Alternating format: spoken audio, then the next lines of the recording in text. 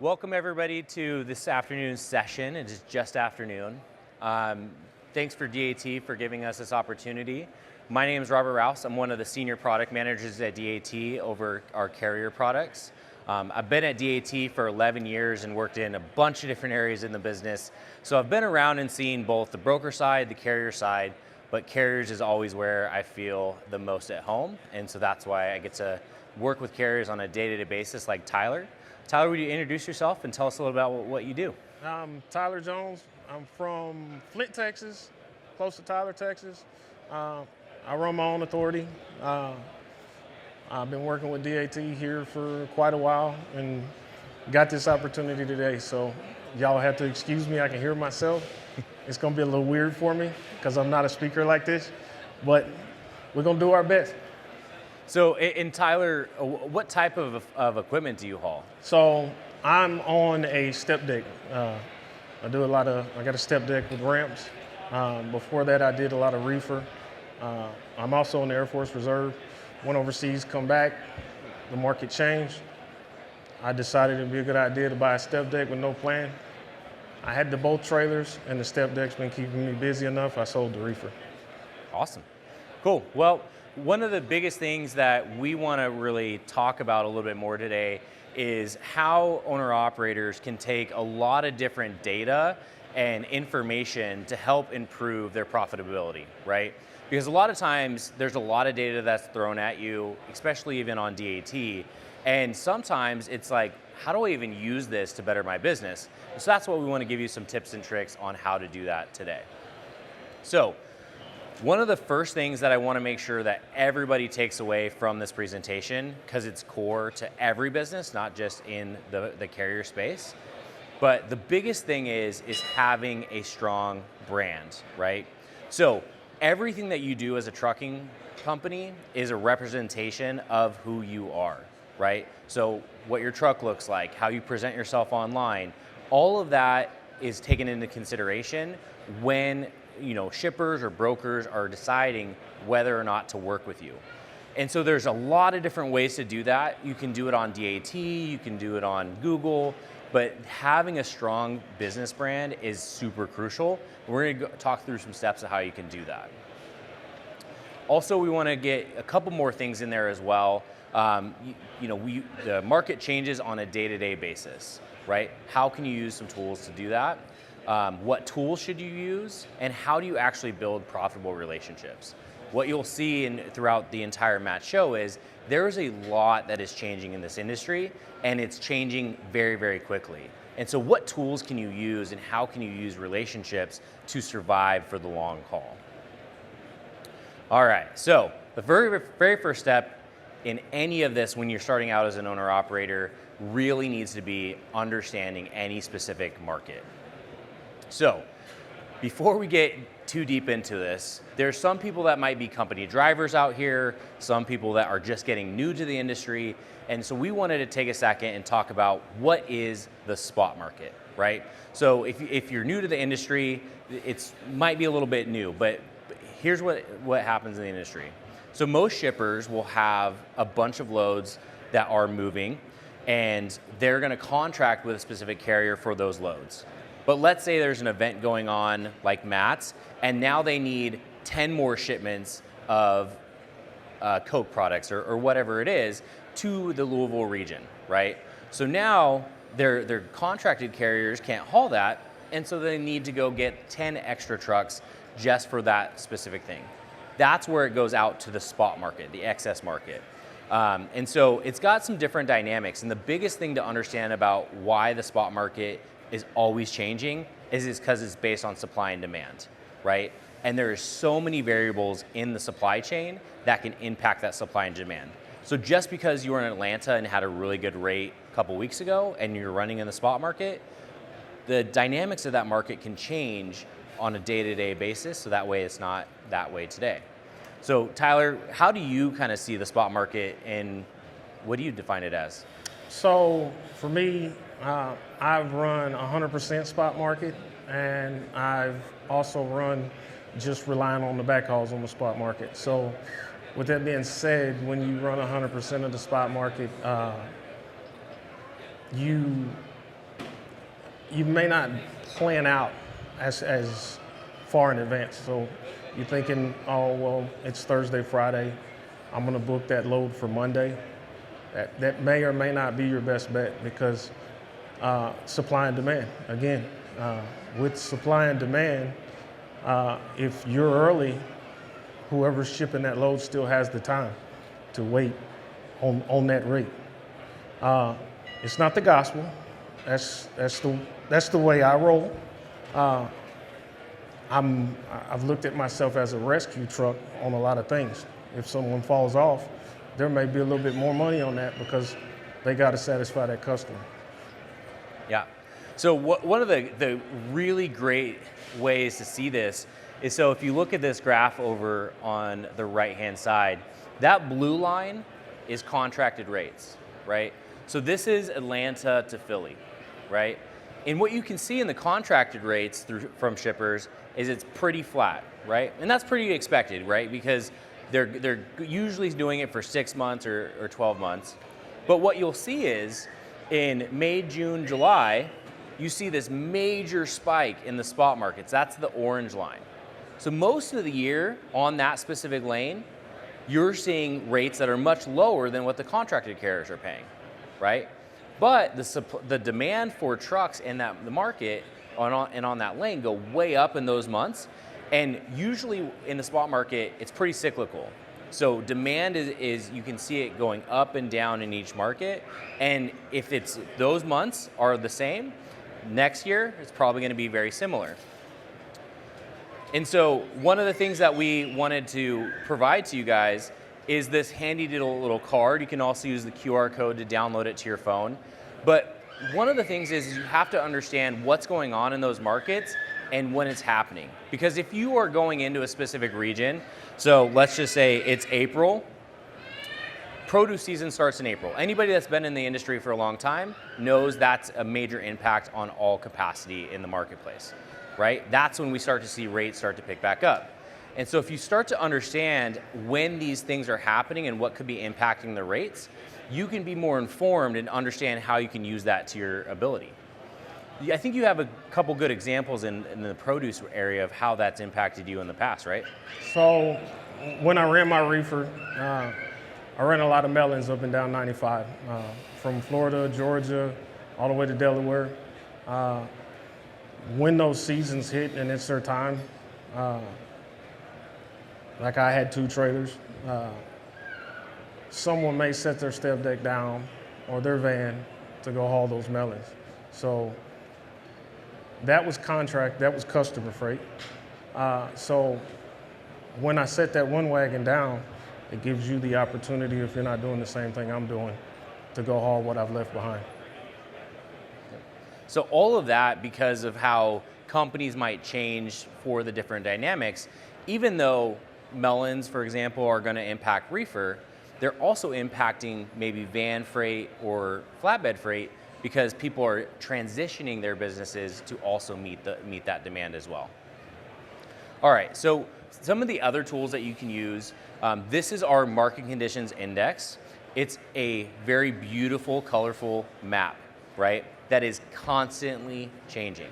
If you look at this map on DAT at 6 a.m., by 3 p.m., it's going to be very different, right? Because it's constantly reevaluating what's going on in the marketplace.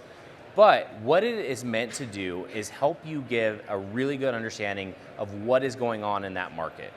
So it has an algorithm in the background that essentially looks at all of the different freight demands on that specific market. So it could be loads, trucks, and a bunch of other metrics that we're looking at. And then it's coming up with a score, right? So if you see any red areas, those are going to be closer to 100. All of those are going to be red, which means that it's very profitable for the carriers. And then you go anywhere to the blue side, which is going to be a cool or cold zone, and that's where you're going to get a little bit more time where there's a lot of trucks and not a lot of loads. Tyler, I think you use tools like this in your business every day, right? I do. So I like to know where I'm going when I leave. What am I going into? If I'm going into that zone where I know I can get some freight, then I'm watching it on the way. Again, I'm not one that just auto books. I kind of wait to the last minute. I gamble a lot. I did it a couple weeks ago, and I gambled and I lost. I was wrong. But the biggest part is make a decision. Use these tools, but make a decision even if it's wrong. If it's wrong, you'll learn from it later and say, hey, I went there, I waited to the last minute to book out. Probably shouldn't have done that. What's done is done. I'll do it a little better next time. Yeah. Awesome. This is another tool that we have at DAT. This is our national load count. And so one of the things that I really love about this is different than the last, which you just looked at, which is the market conditions index. This is looking at the state level, right? This is looking at all trucks and loads coming into a state and all loads going out. So how is that important to you? So for example, Arkansas, we'll just take that as an example. There's a lot of loads coming out, not a lot of loads coming in. What that tells me is that there's going to be an influx in load demand. So all of those trucks, that's a great area potentially to then reposition your truck to also pull that out. And Tyler, I know you use this tool as well to look at that. I do. This one's a quick glance for me. So we've got the 261 going in and the 614 coming out. So if everybody has the same idea I have going in, we may bring trucks from another state to go get that 614. So in my opinion, you got to be quick about it, because you might be truck 615 or truck 650, and now you're like, well, what I saw is not what I'm looking at now. But again, it's a gamble. Absolutely. All right. So once you do lots of research, constantly be looking at the freight markets. As we talked about a couple minutes ago, the spot market's constantly changing, right? And so that should be one of the very first things that you're doing pretty much every single day, is understanding what's going on in the spot market. Next, you're going to go move into, all right, I need to actually find freight for my specific load. So one of the first things that you should do, post your truck and then go search for the load board, right? One of the things that I think a lot of people look at is, if you post your truck, you're going to get a bunch of potentially low calls or different things like that. But there's some tools that we have to help you post your truck and be successful. Because ultimately, if a broker is calling you or a shipper is calling you because they've seen your truck posted, that means that they have demand, right? They're going to negotiate hard on their side to try to get the cheapest rate that they can. But if they are taking the time to call you, you are in control of that negotiation, right? You can start demanding what you want, right? And that's really important versus you being going and calling the brokers. Now you're at their will, right? Because you need them. When you're posting your truck, it kind of flips that. But Tyler, I know you use the rate. How do you kind of use that to improve your business? So I 100% believe in posting your truck with a rate. I think I can probably get a good lot of head nods that when we are looking at this freight, we want to see what it pays. I don't really like to call you. I mean, if somebody's selling a car online, you want to see a price. I don't like to call for a price. You may get on the phone and it's worth more than you thought it was, but we always assume that with no number, that means I'm gonna spend a lot of time talking to you on the phone just to wait on you to tell me a number I don't like. So in my opinion, if I expect them to post their rate, I should post my rate on my truck. And so you had an example recently, a couple weeks ago, where you had a rate posted, the broker called you and was like, is that really what you want? And you had a good experience with that. I did. I had the truck posted, and it was a computer. It was a computer for a data center. I didn't know that. They're not going to tell you that. I put my rate out there. We were about $1,300 apart. And the bad part is I was at home. So when I'm at home, I'm a lot harder to get off the couch. So I left that $1,300 gap in there. it closed to a $300 gap. And the question was, why are you so high? I said, well, that's where the truck's posted at. I just want to stick to my truck rate. I got my $4,300. But I want to put out there that we're on the side of the business where we want all the money we can get on the load. They're on the side of the business to keep all the money they can in the pot. I've been doing this 19 years, and for 19 years, I've seen a lot of trucks that hate brokers, and I've seen a lot of brokers that think trucks are bad. So, do I think, hey, you gotta have a broker? Pretty much, because none of y'all knew I existed. Like, y'all don't know who I am. You see me on stage now, but nobody knows who little old Tyler Jones is, so you need somebody to put you out there. So I think the relationship needs to be, we got bad drivers, we got bad brokers. We got some brokerages that their training tactics and the way they answer the phone, it's not good. But we've also got some drivers that get on the phone and talk to brokers like disrespectful. Yeah. There's a lot of tools that DAT is continuing to do. One of the ones that we just released, I put future functionality because I didn't know if my team was going to get it done this week, but we got it out there. That carrier personalization is now at DAT on our DAT1 mobile app. You can now reorder the load detail screen to be whatever you want. So for your company, if credit score and days to pay is the most important, today, without this feature, it's all the way at the bottom, so you have to scroll all the way down. But for each individual truck driver, they can move it to the top to whatever order they want that best fits their business, because every single person is gonna have a little bit different idea of how to evaluate each load. So that's the type of tools that we'll continue to keep providing for carriers, because we wanna help your business as much as possible. There we go. Okay, so this is the other one that I have been passionate about helping, especially new owner-operators get to. And here's why. A couple of years ago, when I think the last panel was talking about, there's so much money in the market, there were so many new people coming into the market, and they were saying, oh man, I'm making $5-6 a mile. I'm great, like I'm putting a ton of cash in the bank. But I would go to each one of them and say, that's great. What does it take to operate your business? How much does it cost to operate your truck per mile? Are you putting away for when it breaks down? Are you putting away for rainy days, right? Are you making sure you're prepared? And most of them would come back to me and say, nah, man, I know I need to make $7,000 a week. If I make $7,000 a week, I'm good. And what I found for most of them was that when we started breaking down the numbers and go, sure, you're making $7,000, but you're spending $5,000 to make that $7,000, right?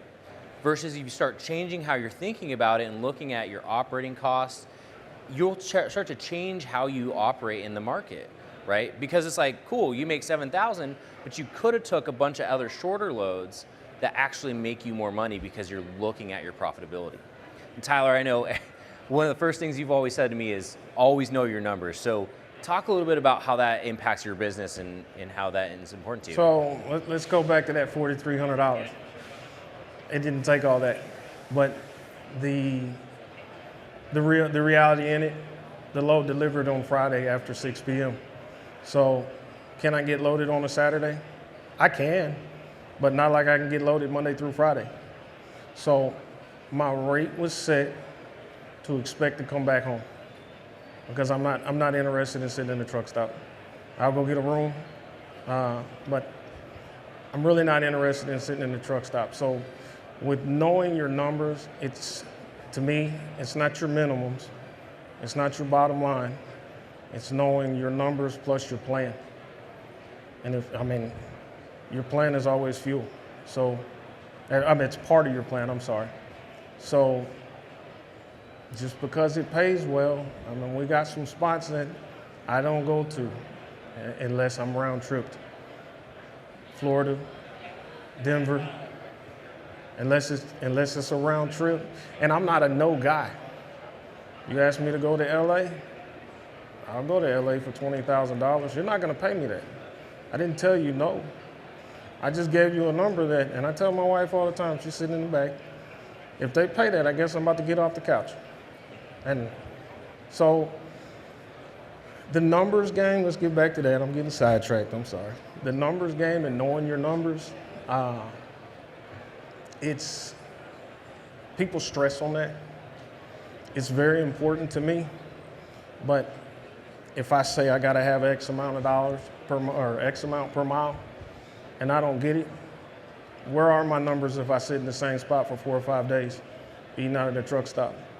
So, like Robert said, take some smaller loads. I call them market shifts. Just put some on the truck to shift to another market. Sometimes I won't even do a market shift. I'll just go home. I did hit it 1,500 miles home. Is that good advice? No. But my sanity is important to me too. But when people talk about numbers and knowing what it costs to have this truck, that's to me, that's the bottom number. You've got to understand, hey, this is my bottom number plus what I've got to do to get back on track. And that's the key thing, is what works for Tyler might not work for every one of you. And so that's why you need to know your numbers for your business. So if you haven't done that today, I implore you to use DAT's profit estimator or something similar, right? Where you take down your fixed cost and then it will add in all of your variable costs for that specific load. And so that way you can have an understanding of if that load is profitable or not. And sometimes, hey, it might be profitable. And sometimes it's like, hey, I might lose $100 here, but for your business to reroute or do a market shift, that might make sense. And that you just need that extra context to know your numbers and understand, hey, if I lost $100 here, I need to make it up somewhere else. And that's what's really important with that. So I want to add something, I'm sorry. Yeah, you're good. So for that profit estimator, I don't know how many people use it, how many people don't. I put my numbers in there. When you're looking at a load that has a price on it, it's either going to give you a green number or a red number. For the veterans, they're probably like, this is stupid, it makes no sense. But for the new guy that walks in, they can see I'm either going in the hole or I'll make $3 on this load, it'll get me home. So I'm a believer in it. Awesome. I'm sorry. What I originally wanted to say is once you put those numbers in there, they're locked to your account. So you don't have to do it for every load. Once you put your fuel mileage in and your fixed costs, it's locked in. So every time you log in and you look at a load with a price, it's going to give you a green number or a red number. Green is always good. Green means go. Yeah, absolutely. We do have other tools at DAT. If you haven't heard, Trucker Tools, which is another product for carriers, is now a DAT company as well. And so we have two great platforms, both in DAT One, which is our mobile application, and the Trucker Tools app as well. Has truck stops, parking, all kinds of really good tools for truckers. And at DAT, we are heavily focused on how we can continually make the drivers' days better, right? Because if you guys are successful, we're going to be successful, and that's what we really want to help you guys, because it's important. Carriers are the lifeblood of our economy, and we want to make sure you have every tool available to you.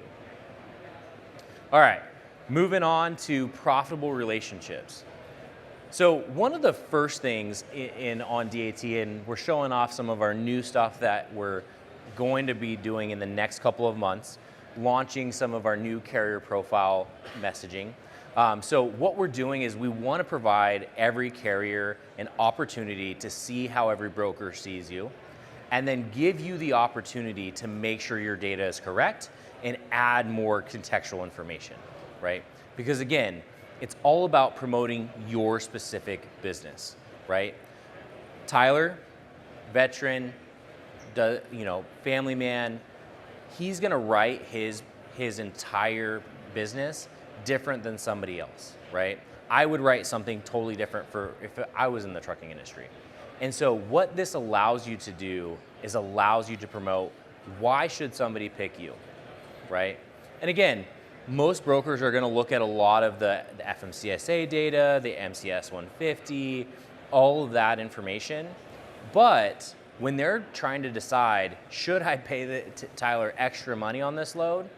When they have a really well-rounded profile that understands, hey, that's that extra trust that I can trust that Tyler's going to do a good job, that's going to get that extra a little bit of money. Like, oh yeah, no problem. I'm going to pay that extra $200 versus going to somebody else. And you do some of this stuff already today, right? I do. I want to relate that to a dating profile, right?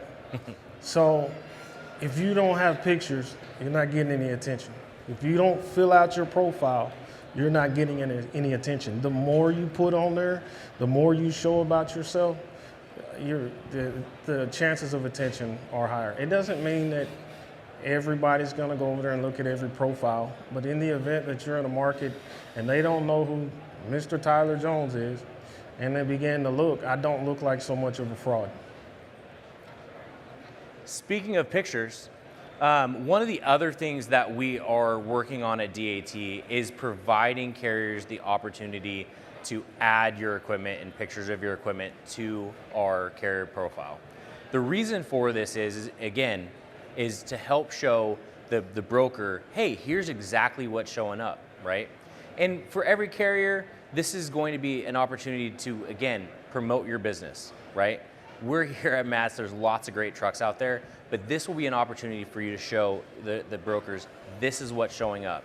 And again, it's the biggest thing for, every time we've talked to brokers, the biggest thing is, I wanna make sure that that carrier has a plan. I wanna make sure I can trust that carrier, right? And so all we're providing is these really core tools for you to promote your business.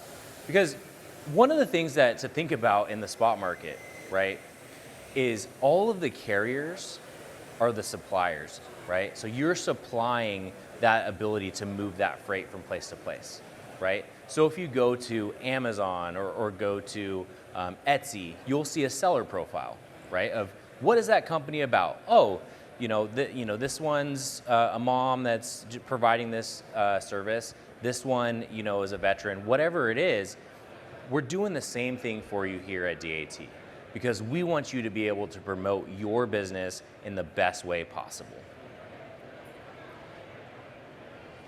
All right, so this is super important to us at DAT. We hear a lot about cyber and different fraud in the industry. And so one of the steps that we took at DAT is not the easiest for people to use, right? But it is so important for everybody to have, right? So I think everybody's probably used a platform where it's like, hey, it's really simple. I can put in a 6-digit code and boom, I can log in. Well, for all of these new technologies and new hackers and new people out there, that's not the safest. And so DAT, we went out, sought out the best technology to make our platform the safest. So we've added things like multi-factor authentication. So what it means is every time somebody goes to log in, they now have to get sent a code, so that way it verifies, yes, that specific person is the person that has that text login code. We're also doing biometrics, right? So what happens is you take the screen on your phone or your iPhone and it goes, oh, it looks at my picture, great. Well, what's happening in the background is there's a lot of security protocols in the background that's sending secret passcodes to DAT, so that way we can go, oh, yep, this is exactly Tyler, right? And so using these new technologies will help secure all platforms. And so if you're looking at any platform that you're using, this should be an expectation for all platforms to have these types of login functionalities. All right, and this is one I want your specific input into as well. Is there's a lot of different scams out there. How do you make sure that you stay on the offensive? I'm not real quick to set up new, just because all of us have seen something that don't look right. I have seen some emails out there that letters were flipped, and to the eye, it looks like, oh, I'm looking at Gmail, or, you know, Gmail's a bad example. It looks like you're reading a company's name, but an O is a zero, or a zero is an O, and you start clicking on stuff, and you're not where you're supposed to be. You're not where you think you are. It's super important, and it is going to be a continual threat. This phishing and these types of attacks have been a long time in the technology industry, but for carriers, a lot of them have seen there's so many transactions going back and forth between brokers and shippers and carriers and all of those. So this makes why the trucking industry is such a prime target for bad actors. And so they are constantly trying to send new ways for you to just, oh yeah, no problem. So some of the things to watch out for, and these are constantly changing, but anything that is like, I need this right now, right? That is an instant. What they're trying to do is they're trying to get you to not think about it and just go, yes, I'm gonna click that button, right?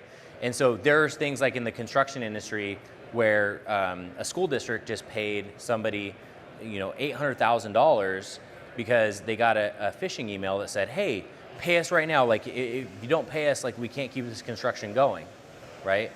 And that's trying to get that urgent action by that administrator who's probably got 800 other things to do to go, oh yeah, let me just go take care of that right now, right? Because I don't want that construction to stop. So they're trying to get those emotions out of you. The reason why I grabbed this example, this is just, there's a lot of training out there on cybersecurity and how to really protect yourself from phishing. But I wanted to use this example for a specific reason. When you look at this specific email and you read through it, everything's right. There's no misspellings. There's no, like, the email looks correct. Everything looks correct. But when you hover over that click here, that's where they embedded a different link to something that is totally different, right? And so there's a lot of tips and tricks that you can start to use. So that's one of them that I use on a constant basis. Whenever you see a hyperlink, if you're doing it on your computer, you can hover over it. If you're doing it on your phone, you can long press it and it'll pull up where that specific going without going there. But check and see, where is that URL actually going to take you? If it's not taking you to the specific place, stop, pick up the phone, call it. If it's coming from a broker, call them and say, hey, did you send this email? Especially if it's somebody that you know. What's going on here? And a lot of times that will help really make sure that you're on the same page with that. All right, so kind of wrapping up a little bit, the last thing that we want to reiterate again is all of you, anybody that's working in the spot market, you are a seller of your services. Everything that you do is a representation of your brand, right? So if you are at a shipper, that's a representation of your brand. That shipper is going to call that broker and be like, hey, I don't want that guy here anymore, right? If you're at a truck stop, people talk around there. So when you're talking to brokers, it's all about your reputation, right? Tyler, any last thoughts about how to build your reputation and why it's important? I mean, you said it all. It's just, you got to sell yourself. I'm up here in a white t-shirt today, or a white dress shirt today. I don't flatbed like that, but I have to present myself. And if I'm going somewhere to try to drum up some business, I'm probably gonna have on some more starch and another button-down shirt and sweat my shirt out. But nobody wants to see the guy in the t-shirt and the flip-flops. We all make fun of them in the truck stops. Sometimes we become one of them, but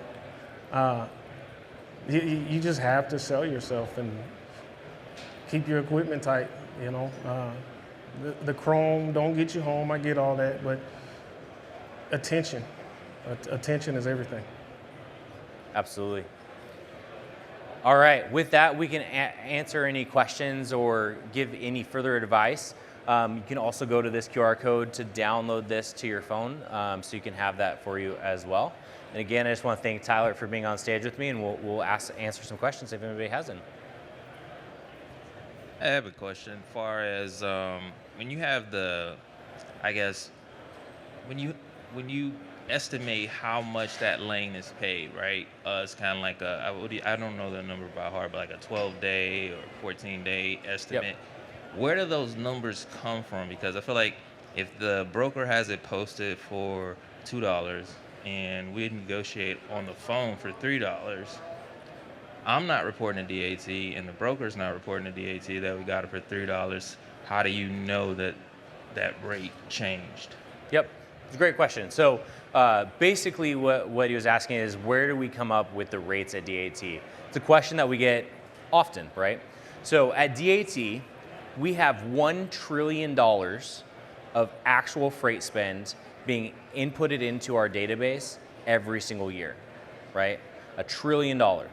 And so it is actually coming from brokers, it's coming from shippers, it's coming from carriers, it's coming from a variety of different data, but it's all actual transactions. So we don't take, if a load's posted for $4,000, right, but it actually pays $3,300. Eventually, when that gets all out in the wash, we get a file that from a lot of brokers and a lot of shippers that has that actual rate in there. So that's what we're doing. And what we do with our rates, most people may not know this, but I'm gonna explain it because it's pretty easy. When you see it on DAT, we'll have an average number, let's call it 2,000. You'll see an upper range that's 2,400 and a lower range that's 1,800, right?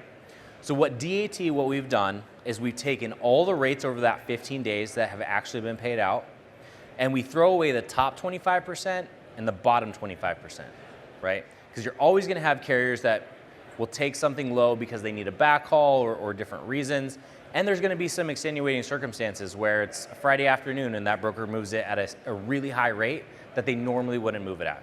So we throw both of those away, right? And so that gives you your middle 50% of all rates that are moving, and then that's how we come up with that DAT rate. But it's really important to understand that it is actually based on real transactions. It's not based on what they posted, it's not based on anything else, it's based on actual transactions. And that's huge, and DAT has by far one of the largest databases of rate data at $1 trillion in a year. That's just an absurd amount of rates. I think there's a question over here. Here, give her a microphone real quick, sorry. Hello. Yep. Couple of questions, but first off, I want to apologize in advance. I was a few minutes late, so you may have already answered these questions. First question, where are you located out of? Second question, what do you haul? And third question, where do you like to go? Because I know you talked about a little bit about Colorado, Florida, California, but where do you like to haul with what you haul? So the first question is, the first answer is I live in Flint, Texas, okay, which is very close to Tyler, Texas. Okay. Dallas is here, Shreveport's here. We're right in the middle, just a little south. The second question was, what do I haul? Whatever will fit on that open deck, that step deck. I don't do over-dimensional. I do have ramps. So flatbed? I'm sorry? Flatbed then? Yes. Okay. And to answer your third question, I like to go on Disney cruises, but they don't pay. I pay them. So all jokes aside, I go where I need to go. I've gone west, I've gone Midwest. I don't like to go anything higher than Pennsylvania. I don't like tolls. Go ahead. Another question, sorry. How many trucks and trailers do you have? It's just me. Okay. Just one truck, one trailer. And I'm asking these questions because we're a very small business. We have 2 trucks, 2 trailers. At this point in time, we have a team and we have solo. My husband before was the one that used to run just the 1 truck and 1 trailer. We haul reefer. Reefer is our trailer, or reefer is our type of trailer that we use. But we're based out of California, so we're LA, a little bit above LA, a little bit below LA to Florida. So it was kind of funny that you mentioned that, because I was telling our dispatcher, what are we doing wrong? So, I know that we do go into Texas, we do go into Arizona. There are other places that we go. We do go into Georgia. Right now, because we are based out of California, we are mainly using the 10. That's what we use until the weather gets better. Then we can start going up. We've been to New York. There is other places that we've gone, but we have a bad history with snow. So where there's snow, we don't go. So that's why I was asking, for what you do, where it's a little bit of everything. This is my advice personally. If we were sitting down one-on-one and nobody else was in this room, I'd tell you to try something you never tried. It's going to be scary, but when you get there, you're either going to figure your way out or you're not going back there. Gotcha. And that's kind of how my husband is too. Like I said, he's been to New York. He's been up to the upper states up there. Right. And he's just like, I don't want to come back here, but if the money's good, you'll see my face here. Right. In a sense. And again, if you, like I said, you're going to know your numbers, but ask for what you want. The worst they can say is no. You sit in the dock beside people sometime, and I remember I was in Idaho and I had a load of onions, and I thought I was doing it big. I'm getting like, it's been years ago, 4,000 or 5,000. The guy next to me, clean John Wayne looking, starch down, he was getting 8,000 for the same load, going to the same place. So ask for what you want. The worst they can say is no. We have one more question, and then we'll go. Yeah, no problem. Going to that profit rate estimator, you said something about fixed. What are your fixed costs? Yep. What do you consider a fixed cost? Yeah, absolutely. So the fixed cost on DAT is anything that you're going to have every single month. Your truck payment, your trailer payment, insurance payments that you expect is going to hit like clockwork, comes out on the 1st, comes out on the 15th, whatever it is, that's your fixed cost, right? Variable costs are anything that can change based off of if you're not running your truck, right? You're not going to have fuel, you're not going to have some of those other things. You're still going to pay insurance if your truck's sitting, so that moves into the fixed cost. Anything else to add on that? Is that No. perfect? And any other last questions?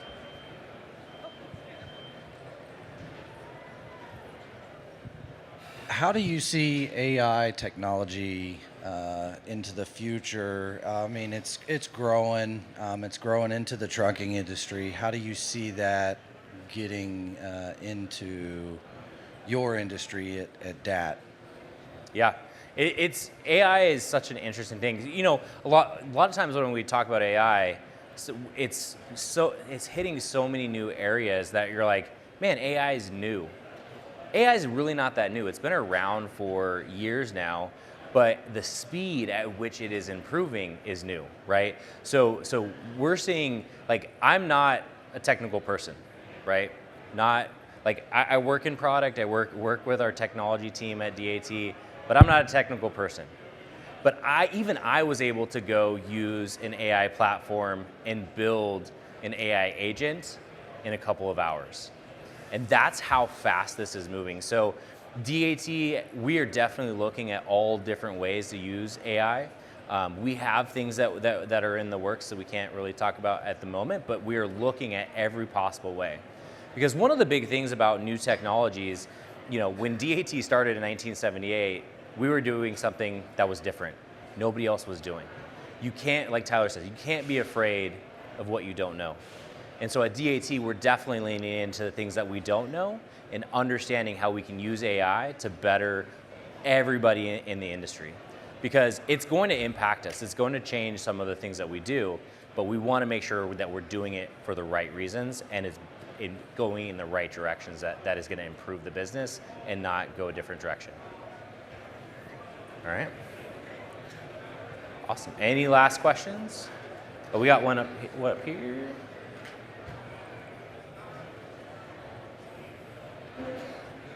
How you doing? In today's market, what would be the best trailer to buy? I just hit 6 months on my authority, and I've been running power only, and I want to buy a trailer. Tyler, I'll let you. The answer to that question is kind of I'd say opinionated to me. I said in the beginning, make a decision and stick with it. Where are you at? I'm based out of Virginia. I'm sorry? I'm based out of Virginia, Where about? Northern Virginia, like Madison. I mean, I honestly can't give you that advice, but look around you and see what's moving. Look around you and see what shippers, and if you can't work with the shipper, go ask the shipper what broker they use and establish that relationship with that broker, because you want to go home. Everybody wants to go home. What better place to start leaving the house than at the house? So you start taking some of that local stuff out, and then you turn around and they say, hey, bud, we need this cardboard to come back in here. Can you bring it back in? Now you got to load straight home. But you got to look at what's around you or where you want to go. Everywhere. No, I'm saying you have to look at what's around you, Oh, I got what's you. being produced around you, or where it is that you want to go. I understand. Yeah. It's the last thing I'll say on that is everybody has to make that decision, right? Flatbedding's not for the faint at heart, right? It's a unique business, but sometimes van makes sense for you, or reefer has a lot of complications with it too, right? Because you're constantly having to make sure that you're keeping that stuff cold and at the right temperatures. So everything has its own challenges, and just figuring out again, going back to promoting your business, that's what you want to do. Because, for flatbed, I know Tyler's going to kill it every single time. I've known Tyler for a while, and Tyler just goes out and says, hey, got a plan for it, it's going to happen. If you choose reefer, have a plan for it, understand how you're going to be the best reefer driver out there, and that puts everybody's minds at ease, because they go, hey, I know you got it, right? When the broker calls you to haul that load, he doesn't have to worry about it too much. He goes, I know you got it, right? And that's what starts to change how your business operates and how you really start to continue to grow. With that, I just want to thank Tyler again and appreciate all you guys for hanging out with us today. Thank y'all for dealing with my green.